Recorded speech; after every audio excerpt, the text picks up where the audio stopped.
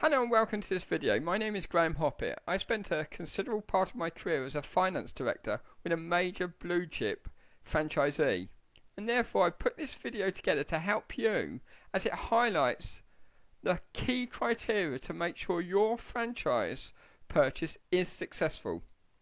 Whatever you do, don't buy a traditional franchise without considering these 5 key points. The shocking truth is that people spend a fortune on a traditional franchise to end up with serious misgivings. Many find that they have just purchased a very expensive job. They are now heavily constrained, they have zero freedom, they make less money than when they were employed, they work longer hours and is far harder work than they envisaged, and they're tied to a lengthy legal contract. They have staff and all the challenges that bring, and they have high overheads to maintain. But worst of all, they find it stressful to manage the sales targets that they get invariably on a monthly and annual basis. They have to deal with external issues such as VAT, banks, the franchisors, accountants and other reporting requirements. So, given all of those points, and they're just general background, don't buy a traditional franchise without considering the 5 key points that I'm just about to share with you. The first one is you must consider the financials. How profitable is the franchise that you're about to buy? How quickly will you as a new startup be in profit? How quickly will you cover your initial investment on all your setup costs? In general terms, the more sizable the investment, the longer it's likely to take you. What is the actual return on your investment likely to be, referred to as ROI? So here's a summary of those points relating to the finances. How profitable is your franchise? How quickly will you as a new startup be in profit? And how quickly will you recover your initial investment and all the setup costs? And what is your return on investment likely to be? Many franchisors don't provide accurate information on profitability for new franchisees.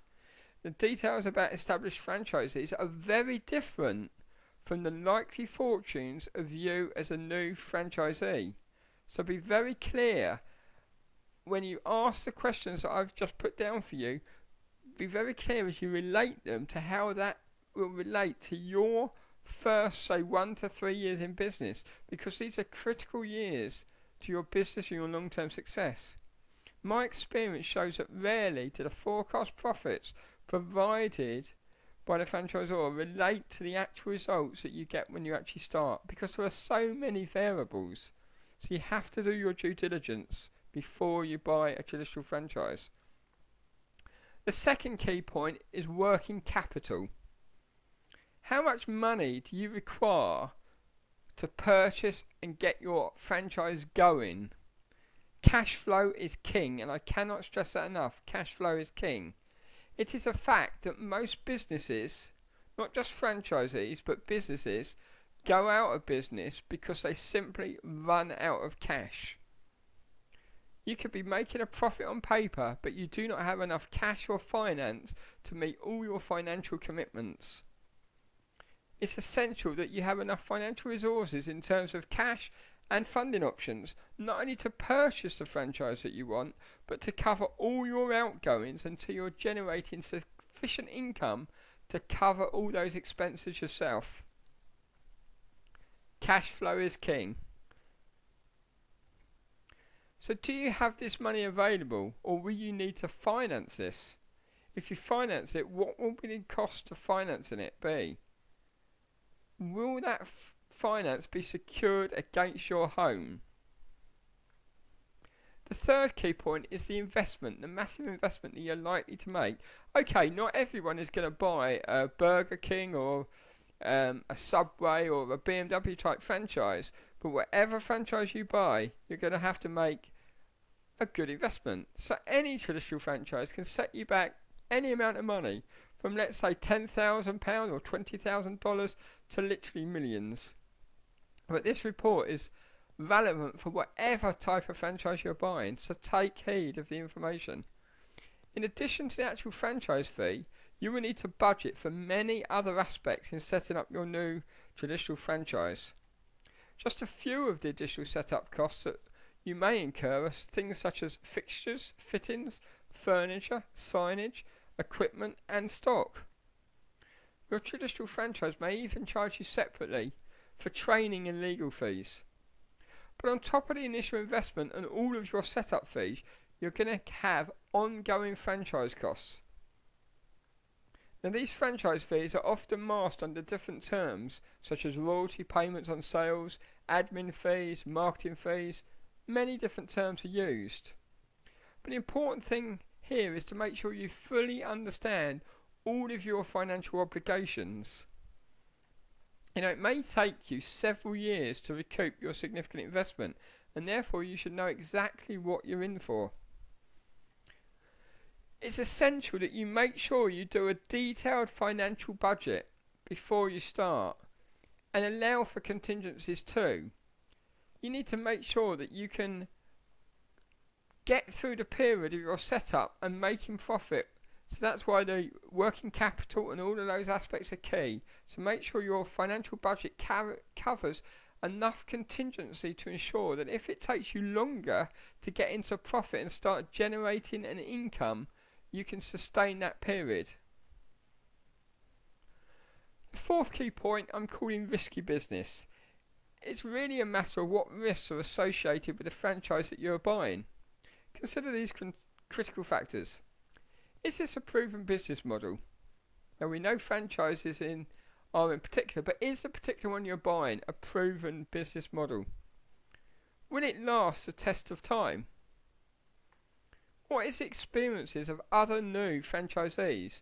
And this is often difficult to get to the bottom of, because often they're reluctant to give information when they're tied into a legal contract. They don't want to rock the boat, but you need to do as much due diligence as you can.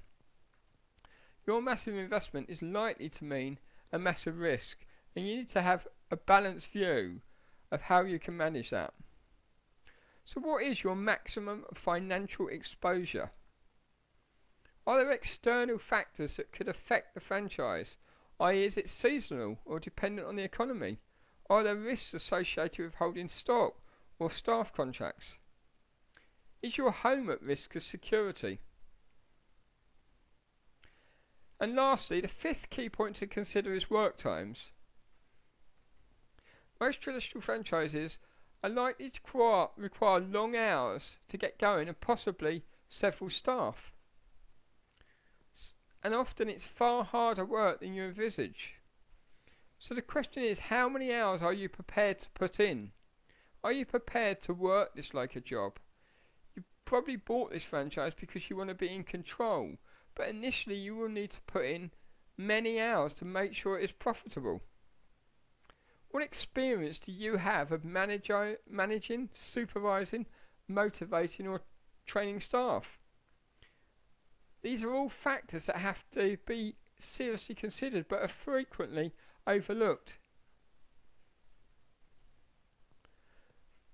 Many people have ineffective interpersonal skills. Staffing problems caused by poor communication often result in undue stress and bad health. I personally love dealing with people, but lots of people find this a difficult area. Make sure you have the training and equipped for this before you get into it.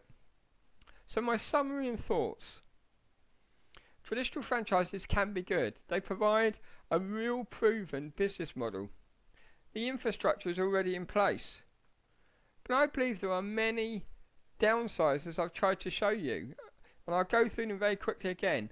Sometimes you can end up by just buying an expensive job, are heavily constrained, have zero freedom, you make less money than when you're employed, you work far longer hours and could be harder work, you're tied to a lengthy legal contract, the staff challenges, you have to deal with external issues such as banks, VAT, the franchisor, accountants and other reporting requirements, could have high overheads and find it stressful making sales targets. Many individuals just don't realise that what I call the new wave franchise model has all the advantages of a traditional franchise, but without all the massive disadvantages. They're much more effective, and you're literally coached and mentored to success. Anyway, I hope this report was useful for you. Remember those key criteria, the 5 key criteria when considering any franchise, whether it's costing you 10,000 or a million. Those 5 key criteria will help you be successful. If you want more information, please go to our blog, and we wish you all the very best in your franchise search.